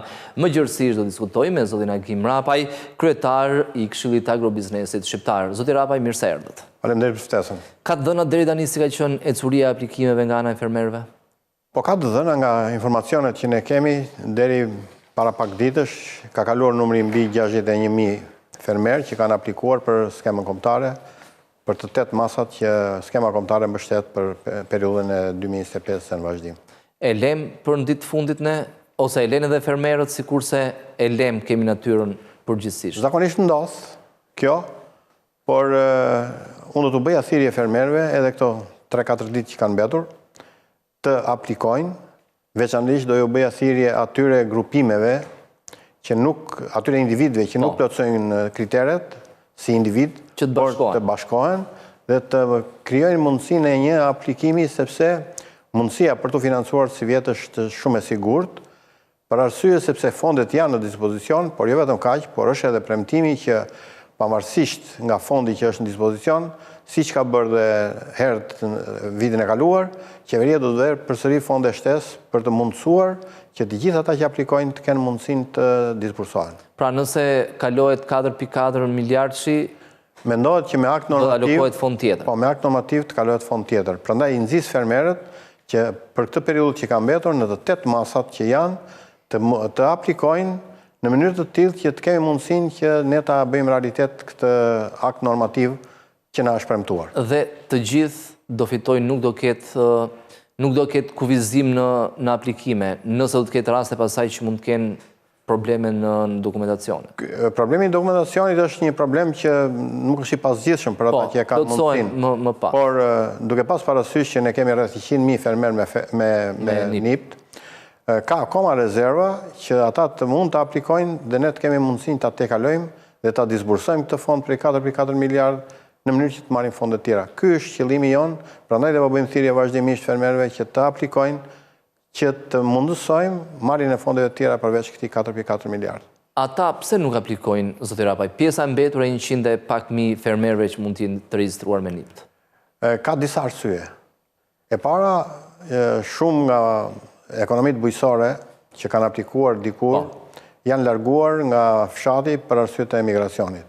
Pra janë regjistruar si ferma dhe shumë nga NIPT-et nuk janë aktiv. Ky është një nga elementet. Elementi i dytë ka të bëjë pastaj me mungesën e njerëzve që do të aplikojnë. Kanë mbetur tashmë në zonat rurale. Janë të moshuar që s'kan fuqi. Është pikërisht kjo arsye që jo vetëm s'kan fuqi, por edhe janë lodhur me këtë proces për arsye sepse ka pas raste që nuk kanë fituar, nuk janë kualifikuar, dhe kjo është një arsye që ata nuk marrin iniciativën, por ne nxisim gjithmonë që nëpërmjet agropikave, nëpërmjet drejtorive të ekstensionit bujqësor, të Agjencisë e Ekstensionit Bujqësor, nëpërmjet njerëzve të cilët e njohin këtë proces, të kenë mundësi të aplikojnë. Aplikimi është online, nuk është se ka vështirësi në aplikim, e rëndësishme është pastaj që të plotësojnë dokumentacionin. Po vjet re edhe këtë vit trendi për të bashkuar gjithmonë më shumë, sepse edhe Ministria në vetvete e ka si qëllim bashkimin, pra të stimulojnë përmjet formave të ndryshme bashkimin e fermerëve. Është vetëm një zgjidhje që ne të mundësojmë kalimin e disa pengesave të cilat na janë bërë barrierë gjatë gjithë kësaj periudhe. Shumë nga fermerët, nga subjektet bujqësore, që nuk janë pak, po janë rreth 60-70%, nuk kanë mundësinë për të plotësuar të gjitha kriteret, veçanërisht në blegtori. Nuk plotësojnë numrin e krerëve, në bujqësi nuk plotësojnë sipërfaqen e tokës, apo disa të tjerë nuk kanë niptin aktiv, dhe të gjitha këto vështirësi bëjnë që një pjesë e mirë e fermerëve të mos aplikojnë. Dhe kjo është arsyeja që ne duhet, me këtë grupim ne duhet të punojmë në mënyrë që të rrisim sa më shumë dhe të kapim shifrën maksimale që është 100.000. Është e thjeshtë të bashkohen, sepse ne themi shpesh dy mendje nuk bëhen bashkë. Tani, koncepti bashkimit siç ka qenë, nuk ka rezultuar efektiv. Kooperativa që ne të bashkonim tokat e tjera me radhë, asetet e tjera, nuk funksionoi për shumë arsye. Edhe për shkak të timeve të vjetra. Të kaluarës, por edhe shoqëritë e bashkëpunimit bujqësor, cilat ishin një formë tjetër më atraktive dhe më përparuar se kooperativa, edhe kjo nuk na funksionoi, për arsye sepse ne nuk i morëm masat ashtu siç duhet, që këtë formë të re, të ndryshme nga kooperativa, por me konceptin e njëjtë të kooperimit, nuk arritëm dot që ta realizojmë. Në 104 SHVB që u regjistruan në QKB, nuk arritën të ishin funksionale për qëllimin për të cilin ato u krijuan. Tashmë, Këshilli i Agrobiznesit prej shumë kohësh, po mundohet që të fusë një koncept të ri atë të njësive të shërbimit, që do të thotë që tashmë njerëz të specializuar dhe grupimet të specializuara për ta kuptuar se ç'është njësia e shërbimit në radhë parë për mekanikën, po kujtojmë ish SMT-t, stacione makinave dhe traktorëve. Është një ndër grupimet që duhet realizuar. Pra të bashkojnë pajisjet. Bashkojnë pajisjet, po të bashkojnë dhe njerëz të profileve të ndryshme në një grupim, në mënyrë të tillë që ky grupim t'ju shërbejë shumë fermerëve, të cilët nuk e kanë mundësinë për të vënë në dispozicion për të punuar tokën e tyre me mjetet që ata kanë. Është e pamundur që 300.000 fermerë të regjistruar, mbi 300.000 fermerë të regjistruar, të kenë traktor, të kenë makineri bujqësore, të kenë gjitha atrezatorët e nevojshme. Është improduktive. Nuk mund të realizohet një gjë e tillë. Por një qendër t'ju shërbej një grupimi më të madh fermerëve është më se mundur për të realizuar. Pse nuk realizohet? Nuk realizohet sepse ne nuk e kemi promovuar këtë, nuk e kemi mbështetur siç duhet. Këtë njësi shërbimi. Ka shembuj zotëra që funksionon? Ka shembuj dhe un kam parë nga afër dhe po ndjekim nga afër njësitë e shërbimit të Ullirit. Janë grupuar individ me vullnetin e tyre, po ka funksionuar me vullnetin e tyre, kanë marrë rjeta, kanë bler rjeta, kanë bler pajisjet shkunce, kanë bler pajisjet spërkatjes, kanë bler pajisjet për krasitjen. Dhe i përdorin të gjithë. Dhe kanë krijuar një grup i cili u punon dhe u shërben shumë fermerëve. Dhe këtu ata ndajnë midis tyre edhe pjesën e fitimit secilit. Por kjo njësi shërbimi kërkon tashmë që ligji që është bërë për shoqëritë e bashkëpunimit bujqësor të amendohet dhe t'ju shërbej këtyre njësive të shërbimit. Veçanërisht t'ju shërbej për kontratën. Sepse këto njësi shërbimi veprojnë dhe bazohen mbi bazën e kontratës. Kontrata duhet mbrojtur, duhet formësuar dhe duhet asistuar për të lidhur kontratë dhe duhet nxitur fermerët për lidhin kontratën. Ky është elementi i parë i rëndësishëm. E dyta është subvencioni. Këto njësi shërbimi nuk subvencionohen, sepse kriteret janë të tilla që i përjashtojnë nga subvencionimi. Por këto pa subvencionim nuk mund të funksionojnë. Ne nuk kemi mundësinë që ta subvencionojmë 354.000 fermerë në të tërë vendin, apo të subvencionojmë shumë nga proceset të cilat i kemi subvencionuar deri më sot. Por këto njësi shërbimi ne mund t'i subvencionojmë nëse ne ndërtojmë një ligj të tillë dhe një skem kombëtare dhe një udhëzim të tillë që këtyre njësive të shërbimit t'ja njoh si aset, si kolateral, t'ja njoh kontratën. Kontrata është baza mbi të cilën funksionojnë këto njësi shërbimi. Elementi tjetër ka të bëjë pasaj me drejtuesit e këtyre njësive të shërbimit. Edhe ne nuk kemi ndërtuar të gjitha ato element të domosdoshëm që ne të kualifikojmë drejtuesit e këtyre shërbimeve, po njëkohësisht të kualifikojmë edhe ekspertët e këtyre shërbimeve, sepse ka rëndësi shumë kualifikimi tyre. Kemi parë qendrat e agroservisit në Gjermani, të cilat janë mjaft kualifikuara në këtë drejtim dhe janë shembuj.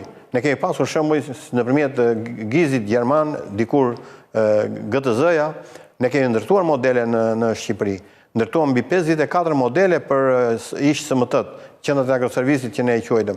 Dhe këto shërbenin jashtëzakonisht mirë për fermerët, duke dhënë mjete me qera, ata që si kishin gjitha, duke u shërbyer atyre në gjithë procesin e prodhimit dhe njëkohësisht duke ndërtuar dhe një marrëdhënie pastaj edhe për farat, fidanat e tjera me radhë, që një pjesë e mirë të këtyre shërbimeve e kryejnë qendrat e grumbullimit. Por qendrat e grumbullimit nuk kanë këtë funksion, kanë një funksion, kanë tjetër funksion. Dhe në bashkëpunim qendra e grumbullimit me me këto njësinë e shërbimit mund t'i shërbej shumë mirë një grupimi të madh fermerësh. Nuk ka nevojë të bashkohen as stokat, nuk ka nevojë të bashkohen as asetet tjera, në mënyrë të tillë që ne mund të realizojmë një produktivitet shumë të lartë dhe të rrisim produktivitetin në tërësi në sektorin e bujqësisë. Ka vullnet, zoti Rapaj, nga Ministria, keni pasur në diskutim, propozim? Vullnet nga Ministria me dëshirë ka, sepse Ministria aktuale futi në proces shpërblimin për prioritizuar me prioritet të grupimeve. Dhe në skemën e mëparshme ishin 307 grupime, të cilat pasi u formësuan, u kualifikuan 100% dhe në të njëjtën kohë u disbursuan fondet 100%, pavarësisht se në të tjera në fermerët e tjerë që ishin jo të grupuar nuk u morë 100% kur te kaloi limiti, për këto grupime u vendos që të disbursoj 100% fondi pavarësisht nga limitet që kishin në tavanet limit. Zoti Rapaj, shumë fermer janë të vegjël në vendin tonë dhe ne diskutuam edhe vështirësitë që ata kanë për të bashkuar për të bërë të mëdhenj. Mendoni se mund të jetë me udhës një subvencion në vlerë cash, për shembull 5.000 euro, po e përmend me euro, për ferm edhe për fermer, për shembull i regjistruar me NIP dhe ai e përdor kur ka nevojë për naftë, e përdor për naftë, kur ka nevojë për fidan, i përdor për fidan parat. Shiko, ka tashmë ne po ecim me shpejtësi drejt procesit të integrimit dhe përqendrimi vëmendja do përqendrohet tek forma që ndjek Bashkimi Evropian. Por ne nuk duhet ta kopjojmë këtë, sepse për të ardhur deri në këtë stad që është Bashkimi Evropian ka përdorur disa forma. Disa forma dhe shumë eksperiencë. Dhe ka një eksperiencë goxha dhe ne nuk mund të kalojmë drejt për drejt tek forma e fundit. Ne kemi theksuar për shpërblimin për njësitë prodhimit, që ne nuk duhet të heqim dorë nga kjo mënyrë, por këtu veçojmë vetëm për cilësinë. Pra, ne mund të veçojmë shpërblimin për njësi prodhimi për cilësinë e parë, për cilësitë të cilat ne kemi nevojë për të parë dhe për të ndikuar që prodhimi të jetë sa më cilësor. Ky është një ndër momentet që ne mund ta studiojmë për të shpërblyer për njësi prodhimi, dhe kjo është domosdoshmëri për të parë dhe për të studiuar. Ndërsa, përsa i përket elementeve tjera të subvencionit, ne duhet të kalojmë tek një farë unifikimi në subvencion me rajonin. Ne duhet ndjekim politikat e rajonit. Vlera sa jepet? Po, pikërisht për vlerat edhe për mënyrën. Se si ata ndërtojnë... Rajoni e jep për njësi? Ka në rajon që japin për njësi. Ka në rajon që japin për sipërfaqe, që japin për numër krerësh. Ka si që bëjmë dhe ne. Ne duhet të shkojmë hap pas hapi në mënyrë të tillë që të mos kemi një konkurrencë të pandershme, që ne kemi objektivisht për arsye të fondeve. Dali me çmime më të larta pikërisht, dali me kosta më të larta. Pikërisht për këtë arsye ne duhet të shohim rajonin në mënyrë të tillë që ne të jemi në paralel ose të jemi mbi rajonin. Në mënyrë të tillë që ne të kemi mundësinë që të mbështesim gjithë këto subjekte që kemi në sektorin e bujqësisë. Por vëmendja jonë duhet përqendrohet tashmë tek kooperimi. Tek ato grupime që ne përmendëm. Tek kooperimi sepse kemi rreth 72% të fermerëve individual, të cilët nuk japin produktivitetin e nevojshëm dhe të duhur dhe atë që mendojmë ne për ta realizuar. Këtu duhet përqendrojmë vëmendjen dhe këto njësi shërbimi, besoj mund të jenë një formë. Janë një formë dhe bile forma më eficiente që ne mund të përdorim. Por këtu kërkohet një punë në front. Këtu kërkohet punë nga Universiteti Bujqësor i Tiranës, i cili duhet të përgatisë dhe të kualifikoj sa më shumë që t'jetë mundur për krah ekstensionistëve, sa më shumë që t'jetë mundur ekspertët dhe specialistët e këtyre njësive të shërbimit në format e ndryshme. Po njëkohësisht ne duhet patjetër që të kalojmë në një formë tjetër organizimi, të kalojmë nga njësi shërbimi individuale, të kalojmë tek një federat e njësive të shërbimit dhe një konfederat e tyre. Dhe ne duhet të kalojmë pastaj tek një element tjetër shumë i rëndësishëm që na mungon deri më sot. Ne na mungon ndjekja në vijimësi e veprimtarisë së këtyre njësive të shërbimit e SHPB-ve etj me radhë. Nëse sot QKB-ja i regjistron SHPB-t, por në ligj është që duhet të regjistrojë dhe Federata e SHPB-ve, por me programin që ka QKB-ja nuk e regjistron dot. Prandaj ne na duhet një ndërhyrje në regjistrimin e këtyre subjekteve, në mënyrë të tillë që këtyre subjekte të ndiqet veprimtaria e tyre nga gjitha pikpamjet, në mënyrë që të asistohen dhe të bëhen politika më adekuate se që janë bërë deri më sot. Por me këtë mënyrë siç e kemi sot dhe me këto hapa që kemi hedhur dhe me shpejtësinë që ka marrë procesi i integrimit, ne mund ndodhemi para vështirësive nëse nuk veprojmë shpejt që tani hap pas hapi. Do të veprojmë tani sepse konkurenca pastaj kur ta ndarësojmë do të jetë shumë më ashpër. Jo vetëm do jetë konkurenca, por do jenë shumë rregulla të tjera që ne do ta kemi shumë vështirë për t'i kapërcyer apo për të updateuar me procesin. Prandaj është domosdoshme që ne të kalojmë tashmë dhe të zvogëlojmë sa më shumë që të jetë mundur informalitetin. Po. Kjo bëhet me incentiva për njësi. Ka një avantazh shumë të madh tani dhe unë pse them që të kemi grupimet, sepse grupimet duke pas parasysh që ulin në mënyrë të ndjeshme humbjet që na ndodhin në procesin e vjeljes së produkteve dhe këto humbje kthehen në të ardhra për shtetin në tërësi, po kthehen në të ardhra edhe për fermerët. Nuk është e nevojshme që fermeri të jetë tashmë një fermer që ka dalë në pension, të jetë pothuajse çdo ditë në parcelat e veta, siç ndodh sot, por ai mund të jetë atje vetëm kur e ka të nevojshme njësia e shërbimit për të ballafaquar ose për të parë ecurinë. Për të parë ecurinë. Po i gjitha kjo, zotë Rapaj, nevojitet që të shoqërohet edhe me rritje të fondeve, me rritje të subvencioneve? Është domosdoshmëri, jo vetëm subvencionet, sepse ne duhet përqendrohemi te subvencionet, por duhet përqendrohemi tek investimet. Është më se domosdoshme tashmë që po flas për blegtorin, një element që ka ngelur pa u zgjidhur dhe është thënë që do zgjidhet, ka qenë çështja e kullotave. Ne duhet të kthejmë vëmendjen nga kullotat. Sot kullotat janë në administrim të Ministrisë Mjedisit, të Turizmit dhe Mjedisit. Duhet i ketë Ministria e Bujqësisë. Ministria e Bujqësisë, jo pushteti vendor.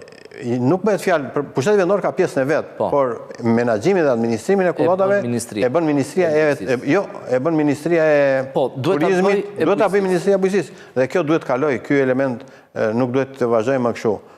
Pyet dhe kullotat kanë qenë objekti i Ministrisë Bujqësisë dhe duhet të jenë objekti i Ministrisë Bujqësisë në këtë legjislaturë që vjen. Dhe kjo duhet rregulluar, sepse kullotat kanë ngelur jashtë vëmendjes për investime. Por duke ngelur kullotat jashtë vëmendjes për investime, kanë ngelur jashtë vëmendjes edhe blegtoria. Dhe janë të lidhura drejt për drejti. Po pikërisht, këtu jemi në një disakordancë të organizative më shumë, që është e mundur të zgjidhet. Është momenti tashmë që me që po riformohet qeveria dhe po ndahen kompetencat e ministrive, është momenti tani për të bërë edhe kjo. Sa duhet të jetë, zotë Rapaj, për 2025-ën ky fond është në të njëjtat nivele krahasuar me 2024-ën, por të shpresojmë 2026 në kundërshtrimin tuaj sa duhet të jetë e mira s'ka fund, por të jetë një buxhet më i arsyeshëm për sa i përket subvencioneve. Për sa i përket shpenzimeve në radhë të parë, sepse buxheti tek e fjalë. Buxheti dhe shpenzimeve, ne kemi bërë një studim paraprak dhe na rezulton që të mbulojnë nevojat minimale të sektorit për të shërbyer të gjithë veprimtarive me minimumet e nevojshme duhen edhe 90 milionë euro të tjera. Kështu që kjo është për të parë në buxhetin afatmesëm. Ndërsa për sa i përket subvencioneve, ideja është që nëse ne nuk marrim disa masa për të nxitur fermerët për të aplikuar në subvencione dhe nuk rrisim tarifat e subvencioneve, që ne kemi hapësirë në dy drejtimet, edhe për të rritur numrin e fermerëve, edhe për të rritur sasinë e subvencioneve, në vlerë. Këto do të shkojnë paralelisht, por ne duhet ta kthejmë vëmendjen tashmë tek disbursimi. Sepse në horizont janë shfaqur disa burime furnizimi, disa burime financimi. E para është shfaqur në horizont 250 milion euro të Bankës Shqipërisë duke pas parasysh në fokus bujqësinë. E dyta është Banka e Zhvillimit, e cila do të ketë përsëri në fokus bujqësinë. Ky 250 milion që zoti Rapaj është tranzitor derisa Banka për Zhvillim të jetë gati? Jo, ky do të vazhdoj. Jo, janë pavarur nga njëra tjetra. Ky do të vazhdoj hap pas hapi në mënyrë të tillë që të mbështet sa të mundur gjithë vëmendarinë në këtë sektor. Që kanë shumë të vështirë për të marrë kredi në banka. Kjo ka ndodhur. Dhe bankat e nivelit 2 kanë ndryshuar tashmë edhe politikën e tyre, edhe vëmendjen, dhe po punojnë fort që të futen në këtë proces. Një tjetër element i rëndësishëm që ne duhet t'i kushtojmë vëmendje për sa këtë burimin e financimit ka të bëjë me kolateralin. Ne nuk kemi kolateral të formalizuar që bankat ta marrin në konsiderat, por është tashmë një vendim qeverie që 70% të kolateralit ta mbulojë shteti. Edhe kjo është një masë mjaft e dobishme në drejtim të fermerëve. Po kështu edhe për interesat e kredive. Përsëri ka një interesim që një pjesë e mirë të interesat kredive duhet ta mbulojë shteti. Këto burime financimi, po edhe Bergji ka një sasi të konsiderueshme fondesh në dispozicion për garancinë e kredive. Është dhe i pardi që është i pezulluar, por të shpresojmë që shumë shpejt do të jetë. Do të jetë patjetër, do të jetë sepse është të gjitha gjasat dhe do të jetë do të hapet këtë vit, zoti Rapaj, sipas besoj fundi i këtij viti, fillimi i vitit tjetër do të jetë disponueshëm edhe i parti. Ndërkohë, një aspekt që shpesh herë kemi diskutuar edhe në studio për sa i përket një mini sektori të bujqësisë që është prodhimi. Kam shtypjen i shton shumë vlerën produkteve. Duhet fokusohemi edhe këtu sepse kemi edhe një objektiv për 1 miliard euro eksporte bujqësore. Këtu ne duhet fokusohemi në 2 drejtime kryesore. Te prodhimi kam fjalën edhe për punimin e produkteve. Po, pikërisht duhet të fokusohemi në 2 drejtime kryesore. Drejtimi i parë ka të bëjë me rritjen e rendimentit në asetet që ne kemi. Kemi 2000 hektar sera. Në 2000 hektar sera ne marrim një rendiment 800 deri në 1000 kuintal për hektar. Kapacitetet dhe përvoja na ka treguar që ne marrim rreth nga serat moderne të kohëve të fundit mund marrësh 2500-3000 kuintal për hektar. Këtu kemi një rezervë shumë të madhe për të rritur prodhimin. Potenciali është aty. Është aty. E dyta, vazhdojmë të kemi sipërfaqe dhe territore ku ne mund të ndërtojmë sera të tjera. Pra dhe nga pikpamja ekstensive ne mund të realizojmë rritjen e prodhimit të perimeve kryesisht. Por edhe të frutave, edhe këtu kam parasysh rrushin në sera. Përsa e përket pastaj prodhimit të fushës, ne kemi kufizime dhe kemi një limit. Ne nuk mund të shkojmë tej limitit me mënyrën ekstensive. Prandaj edhe këtu ne duhet kemi parasysh që duke shfrytzuar kushtet klimatike që ne dalim një muaj përpara konkurrentëve tanë me prodhimet e fushës, ne duhet ta shfrytëzojmë këtë avantazh që kemi. Përveç atyre dëmeve që sjellin kushtet e këqija atmosferike, ne kemi edhe kushtet e mira, por ne duhet ta shfrytëzojmë të maksimalisht, sigurisht, në mënyrë të tillë që të ekuilibrojmë. Por këtu mbetet për të theksuar që ne duhet të stabilizojmë çështjen e sigurimeve të bujqësisë, të prodhimeve bujqësore. Do të pyesja për këtë, zoti Rapaj. Si mund bëhet kjo sepse në Vlorë ose në Fier, qoftë edhe në Shkodër, dihet që ato toka është e sigurt që një herë në vit përmbyten. Kompania nuk hyn aty. Si mund bëhet? Këto nuk bëhet fjalë që ta realizojë vetëm kompania, sepse kompania nuk e ka realizuar dhe nuk do ta realizojë. Këtu bëhet fjalë bashkimi i 4 aktorëve. E para do të jetë fermeri në radhë të parë që të jetë interesuar që të mundsoj realizimin e këtij procesi, sepse është një proces që do të konkludohet me një kontratë. E dyta, aktori i dytë i rëndësishëm është shteti me donatorët. Shteti me donatorët është shumë i rëndësishëm për arsye sepse shteti duhet marrë një pjesë të riskut për sa i përket primit. Donatori duhet të jap një mbështetje si garanci për të vazhduar këtë proces dhe mandej janë shoqëritë e sigurimit ato që do ta konkludojnë procesin. Pra, shteti, donatorët, fermeri dhe shoqëritë e sigurimit janë aktorët që duhet të punojnë në front në mënyrë të tillë që ndërtojnë një akt ligjor apo nën ligjor, si ta gjykojnë ekspertët, në mënyrë të tillë që të koordinohet veprimtaria e tyre dhe të gjithë aktorët të ndihen të sigurt dhe të mbështetur për sa i përket këtij procesi. Ky është modeli turk, zoti Rapaj? Ky është vetëm model turk, është modeli i përgjithshëm që funksionon, por Ministria e Bujqësisë ka angazhuar kompani turke të specializuara për të na dhënë asistencë dhe shpresoj që do ta kemi këtë asistencë. Janë bërë disa takime, sepse edhe Banka Botërore është e interesuar për ta realizuar një proces të tillë dhe ky është një element që është një ndër prioritetet që duhet ndjekur krahas financimit. Domethënë, përmendëm në fillim kooperimin, që është prioritet duhet ndjekur, përmendëm mekanizmin, inovacionin, digitalizimin, që është përsëri një element i rëndësishëm, një fushë e rëndësishme që duhet ndjekur, financimin që mbetet përsëri dhe mbetet pastaj aktet ligjore për të mbështetur këto. Këto janë 4 prioritetet që ka ndjekur Këshilli i Agrobiznesit dhe do të ndjek edhe në vijim, por duke ju vënë këtyre 4 fushave dhe procesit kooperimit, duke vënë një kuror. Dhe kurora e kësaj është cilësia. Nëse ne do të përqendrohemi tek cilësia, ne do të kemi mundësi të realizojmë atë objektiv të cilin nuk i kemi realizuar deri më sot, që janë të ardhurat për 1000 hektar tokë, rritja e tyre. Po, dhe nëse mund të shtoj diçka tjetër, zoti Rapaj, një kontrat futures quhet në tregjet financiare, por në sektorin e bujqësisë është që sot grumbulluesi dhe fermeri nënshkruajnë kontratë që në datën kaq me këtë çmim do ta blej produktin. Kjo praktikë mendoni se ka vend për të zbatuar në Shqipëri? Kjo përgjegjësitë e shërbimit e theksova është domosdoshmëri. Por kjo kontratë duhet mbështetur me disa akte të tjera që ne nuk i kemi. E para duhet kthyer arbitrazhi veçanërisht për bujqësinë.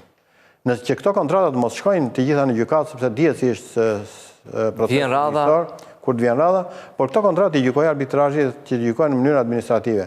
Këto të jenë tituj ekzekutiv, në mënyrë të tillë që kontratat të marrin vlerën që duhet dhe nëse ne realizojmë një mbështetje të fortë të kontratës, ne kemi zgjidhur një sër vështirësish të cilat nuk kemi për të zgjidhur me mënyra të tjera. Bota ka treguar që përmes korrekcisë së realizimit të kontratës, ajo ka bërë të mundur që procesi të ecë përpara. Kjo është shumë e rëndësishme dhe ne si Këshill Agrobiznesi do të mbledhim kongresin në muajin nëntor, kemi 25 vjetorin, si vjet. 25 i Kashit. 25 vjetori i Kashit, dhe këtu, pikërisht këto probleme do të jenë në qendër të vëmendjes së diskutimeve tona dhe të përgatitjes për kongresin. Dhe për këtë po na ndihmon UNIDO, një projekt i Organizatës Kombeve të Bashkuara, që po merret me cilësinë dhe kjo është shumë e rëndësishme sepse po realizohen një proces në front, në disa drejtime, në drejtim të kooperimit, në drejtim të mekanizimit, inovacionit, digitalizimit, të financimit dhe të përmirësimeve ligjore. Zoti Rapaj, faleminderit që ishit në studio. Të shpresojmë që një pjesë e mirë e këtyre sugjerimeve që janë të mirë të sektorit bujqësisë, të fermerëve, të merren parasysh, sepse realisht jemi rrugën drejt integrimit në Bashkimin Evropian dhe çdo gjë aty do të jetë ndryshe. Edhe unë ju falenderoj juve që i trajtoni këto probleme vazhdimisht, sepse janë domosdoshme për fermerët. Ne tani do të vjojmë me tjera informacione për gjatë periudhës janar-prill të këtij viti, rreth 2.56 milion shtetas shqiptar kanë udhëtuar jashtë vendit. Rrugët toksore vjojnë të mbeten në mënyrat më preferuar e udhëtimit, të ndjekura më pas nga rrugët ajrore.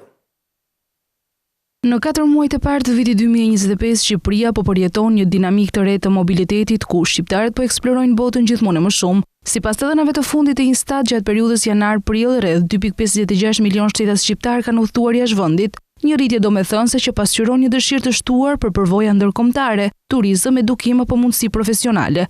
Nga ana tjetër, Shqipëria ka mirëpritur 2.44 milion shtetas të huaj, të cilët kanë zgjedhur vendin tonë për të shijuar natyrën, historinë dhe mikpritjen shqiptare. Vetëm në muajin prill, mbi 819.000 të huaj hyn në vend me një rritje prej 3.2% krahasuar me të njëjtin muaj të vitit kaluar, një sinjal pozitiv për sezonin turistik që po afron. Ndërkohë, trendi i udhëtimeve të shqiptarëve jashtë vendit po shtrihet gjithmonë më shumë për gjatë gjithë vitit dhe jo vetëm në sezonet e zakonshme. Muaji prill shënoi rreth 684.000 dalje nga territori shqiptar me një rritje prej 11.5% krahasuar me prillin e vitit 2024, një tregues i qartë se shqiptarët po bëjnë pjesë aktive e qarkullimit evropian dhe global. Rrugët toksore vijojnë të mbeten mënyra më e preferuar e udhëtimit, të ndjekur nga rrugët ajrore, çka tregon një lëvizshmëri më të lartë të përballueshme për një pjesë të gjerë të popullsisë. Bilanci neto i lëvizjeve rezulton negativ me rreth 121.000 persona më shumë që kanë dalë se sa hyrë në vend, por ky tregues më shumë se një humbje është dëshmia një popullsie gjithmonë më të lidhur me botën, që udhton, përjeton dhe rikthehet me shumë eksperiencë e mundësi. E ndërkohë referuar dhënave zyrtare për periudhën janar-mars të këtij viti, centralet fotovoltaike përbënin 7.9% e energjisë totale të burimeve vendase, por pesha e energjisë diellore pritet rritet më tej pasi një sër projektesh tashmë kanë avancuar me procedurat për marrjen e lejeve të nevojshme dhe nisjen e ndërtimit të centraleve në teren. Hyrja në prodhim e centraleve diellore ka rritur ndjeshëm energjinë e prodhuar nga ky burim në 3 muajt e parë të vitit. Sipas të dhënave zyrtare për periudhën janar-mars të këtij viti, centralet fotovoltaike gjeneruan 126.381 megawatorë energji, duke përbërë 7.9% të energjisë totale të burimeve vendase. Në krahasim me 3 mujorin e parë të vitit 2024, rritja përllogaritet me 4.7%, pasi vitin e kaluar, energjia fotovoltaike përbënte vetëm 3.2% të totalit. Rritja e shënuar këtë vit vjen nga shtimi i impianteve diellore që kanë hyrë në prodhim, pasi një numër shumë i madh i tyre ka nisur funksionimin në fund të vitit të kaluar. Ndërkaq pesha e energjisë diellore pritet të rritet më tej pasi një sër projektesh tashmë kanë avancuar me procedurat për marrjen e lejeve të nevojshme dhe nisjen e ndërtimit të centraleve në teren. Vetëm në 4 muajt e parë të këtij viti, enti regulatori i energjisë ka licencuar 10 kompani për impiante të vegjël me kapacitet total të parashikuar për të instaluar prej 21 megawatt, si dhe një impiant të madh 100 megawatt. Edhe në vitet e mëparshme ja licencuar një sër kompanish në prodhimin e energjisë nga dielli, duke bërë që aktualisht të numërohen 64 kompani të licencuar në këtë aktivitet, me projekte që arrin rreth 735 megawatt. Këtu përfshihen dhe impiantet që tashmë janë në prodhim. Megjithatë, interesi i investitorëve privat për këtë sipërmarrje mbetet i lartë me shumë aplikime të dorëzuar pranë autoriteteve përkatëse. Ndërkohë, amnistia e gjobave për qytetarët dhe bizneset tashmë ka hyrë në fuqi. Një pjesë e mirë e tyre do të fshihen nga sistemi automatikisht, por ka edhe raste kur kërkohet aplikimi. Të gjitha gjobat e vendosura nga shteti gjatë periudhës 1 janar 2015-30 nëntor 2024, të cilat nuk janë ekzekutuar, do të fshihen automatikisht, por çfarë duhet të dinë më shumë qytetarët? Altaks detajon vendimin e qeverisë dhe masat administrative që do të falen. Por kush përfiton nga kjo masë? Kjo amnisti përfshin individ, biznese dhe institucione publike dhe jo publike, në rastet kur kanë kryer ndërtime pa leje për banim individual në zona rurale, aktivitet bujqësor, grumbullim dhe ruajtje produktesh, tregti dhe shërbime në mjedise të vogla ekonomike, objekte që nuk cënojnë pronën publike, parqet kombëtare apo interesin publik. Po ashtu përfitojnë qytetarët që kanë kryer shkelje të rregullave gjatë pandemisë COVID-19 të vendosura në vitet 2020-2021 për qarkullim pa leje, mos mbajtje maske, ushtrim aktivitete jashtë orareve të lejuara, mos respektim të karantinës. Çfarë përfitohet konkretisht? Fshirja automatike nga regjistrat financiare tatimor për të gjitha masat e mbetura pa ekzekutim, asnjë detyrim për pagesë të gjobave të përfshira në listën përkatëse, pastrimi historikut administrativ duke shmangur penalitetet të mëvonshme, mundësi më të lehta për të përfituar nga legalizimet, aplikimet për kredi, subvencione ose projekte të mbështetura nga shteti. Çfarë duhet të bëjnë qytetarët? Nëse janë përfitues automatik, nuk nevojitet asnjë aplikim. Institucionet përkatëse do të përgatisin listat e fshirjes brenda 15 qershorit 2025. Nëse nuk figurojnë në listë, duhet të kërkojnë verifikim pranë institucionit përkatës, si bashkia, inspektoriati apo tatimet, dhe duhet të dorëzojnë një kërkesë me dokumentacion mbështetës për të përfituar brenda afatit 15 janar 2026. Fshirja e masave përfundon deri më 15 janar të vitit ardhshëm. Për gjatë vitit 2024, shpenzimet e buxhetit të shtetit për rimbursimin e barnave kanë qenë më të ulta krahasuar me 2023 për shkak se disa medikamente kanë kushtuar më pak. Në total, shteti ka shpenzuar 11.8 miliard lek për rimbursimin e medikamenteve. Gjatë vitit të kaluar, shteti ka shpenzuar më pak për rimbursimin e barnave mjekësore. Sipas raportit vjetor të Fondit të Sigurimit të Detyrueshëm të Kujdesit Shëndetësor, krahasuar me vitin 2023, shpenzimet e rimbursimit janë ulur me 223.9 milion lek, dhe kjo për shkak se vlera mesatare e recetës është ulur me 135 lek më pak, ndërsa vlera e rimbursimit për pacient është ulur me 595 lek. Krahasuar me vitin 2023, ulja e shpenzimeve të rimbursimit ka ardhur për shkak se grupet me ndikim të lartë financiar kanë pasur ulje të vlerës së rimbursimit. Pra në 2024 kishim një ulje të shpenzimeve për rimbursimin e ilaçeve, për shkak se disa lloje ilaçesh kanë kushtuar më pak, janë dhënë më shumë barna, por me kosto më të ulët për shtetin. Kjo shpjegon uljen e shpenzimeve të shtetit për rimbursim dhe rritjen me 109.098 receta më shumë. Barnat e sëmundjeve kronike të pensionistëve pa afat dhe fishat e diabetit kanë pasur një kosto më të ulët dhe kanë kontribuar më shumë në uljen e shpenzimeve. Në vitin që lan pas ka pasur një ulje të konsiderueshme të shpenzimeve të rimbursimit për grupin e barnave spitalore, të cilat zënë rreth 31% të shpenzimeve totale të rimbursimit. Në total, shpenzimet e shtetit, duke përfshirë këto shpenzimet e spitaleve publike, arritën në vlerën 58.8 miliard lek nga 59.7 miliard lek që ishte planifikuar, pra 950 milion lek më pak. Nga 58.8 miliard lek, rreth 11.8 miliard kanë shkuar për rimbursimin e barnave. Në strukturën e shpenzimeve faktike, peshën specifike më të madhe e zën shpenzimet e shërbimit spitalor me 56.8%, ndjekur nga shpenzimet e kujdesit parësor, ku futen financimi i qendrave shëndetësore e kontrolli miksor bazë me 21.1%, shpenzimet për rimbursimin e barnave dhe pajisjeve me 20.3%, shpenzimet administrative, ku futen pagat e shpërblimet, sigurime shoqërore shëndetësore, mallra e shërbime me 1.8% dhe së fundi investimet me një peshë jo të konsiderueshme. Do të vijmë tani edhe me disa nga zhvillimet kryesore nga bota. Vendet e G7-s janë zotuar të reduktojnë çekuilibrat e tepërt në ekonominë globale, duke anashkaluar njëkohësisht edhe deklaratat për tarifat tregtare. Takimi i ministrave përgatiti skenën për samitin e muajit qershor, ku do të marrin pjesë liderët global.